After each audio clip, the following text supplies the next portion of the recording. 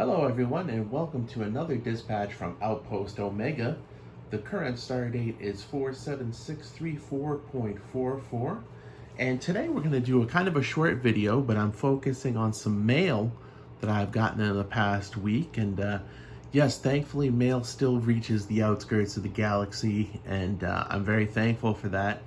And the first bit of mail I'm going to focus on is a nice little gift package giveaway from Card Wolf, who is a mainstay of the YouTube card community, all around swell fella, and he's done this a few times now, and it's just such an awesome and unique way for him to spread the joy of collecting.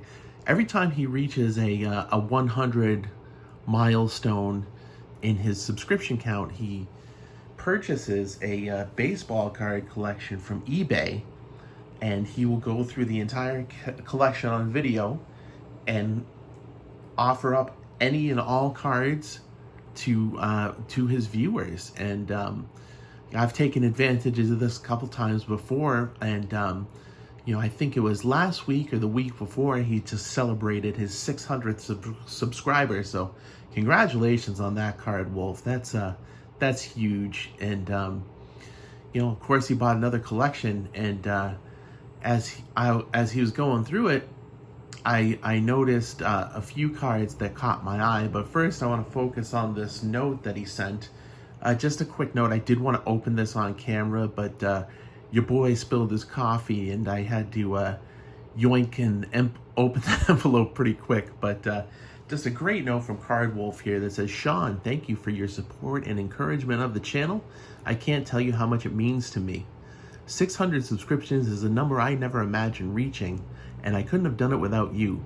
I'm so grateful to you for the kind, positive comments and for you being in the card community.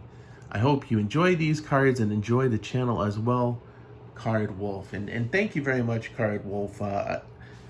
I've been a fan of your content for a long time, and you definitely spread the joy of collecting around. And without any further ado, let's get to the cards.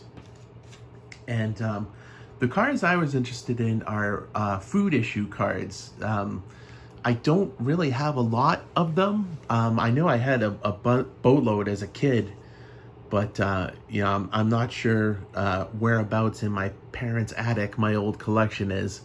But we're gonna start off with one of the greatest who ever stood on a pitcher's mound, was Tom Glavine, who just had an incredible career. 305 wins, 2,607 strikeouts, two-time Cy Young Award winner, and a first ballot Hall of Famer. And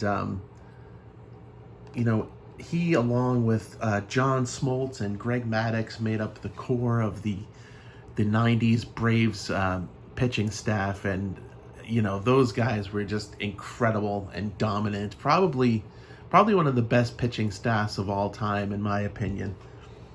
So again, just a fantastic card of a fantastic player, and you can see that's from Jimmy Dean Sausage, the 1993 issue.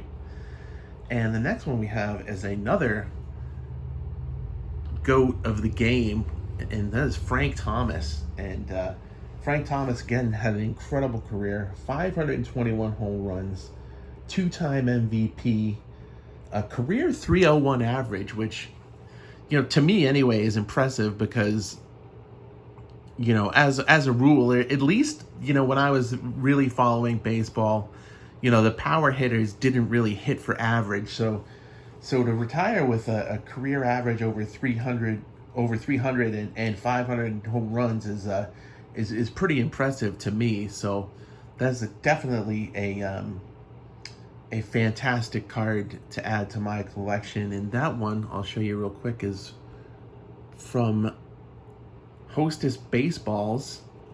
And I know that baseballs were actually Hostess cupcakes, but the frosting had stitches like a baseball on it. So So that is definitely a fun thing. You know, you get a tasty snack and a baseball card. Sign me up.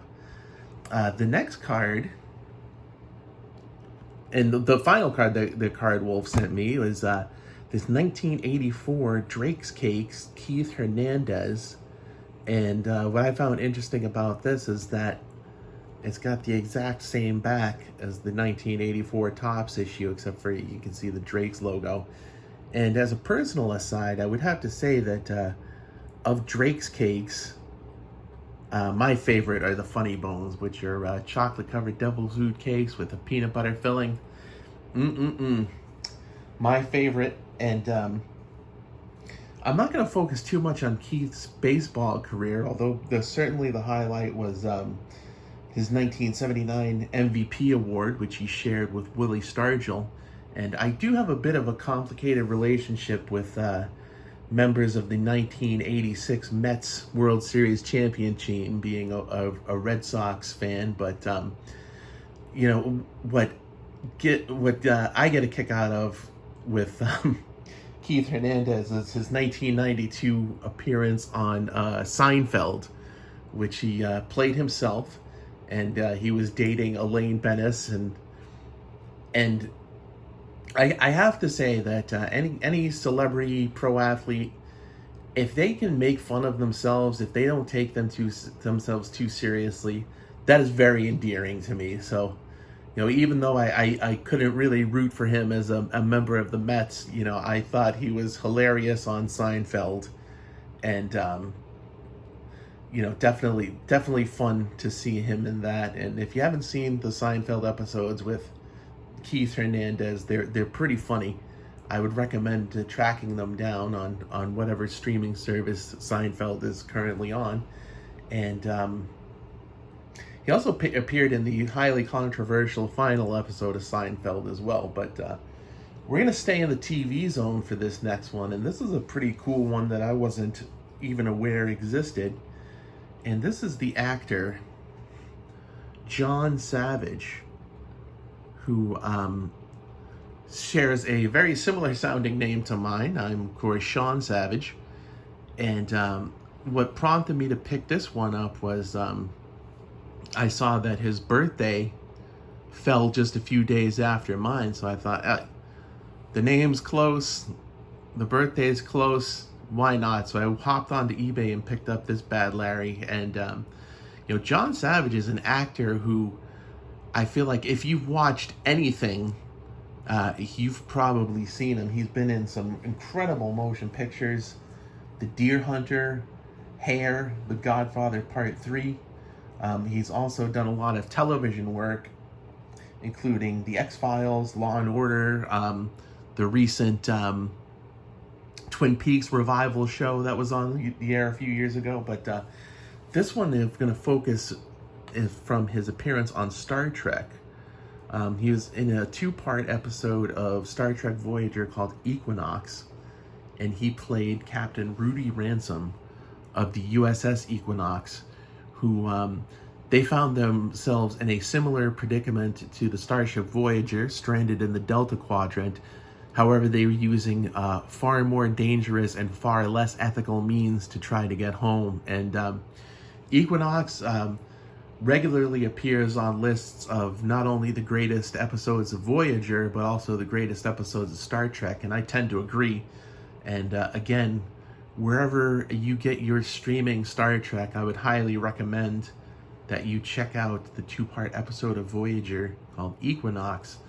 And that's all I've got for today, folks. I hope you enjoyed this little mail day. And once again, thank you very much to Card Wolf for sharing this collection and just being an all-around awesome dude. And John Savage, I don't know if I'll ever get to meet you, but I will be your brother and similarly named August birthday people. So at any rate, I hope everybody had a great weekend.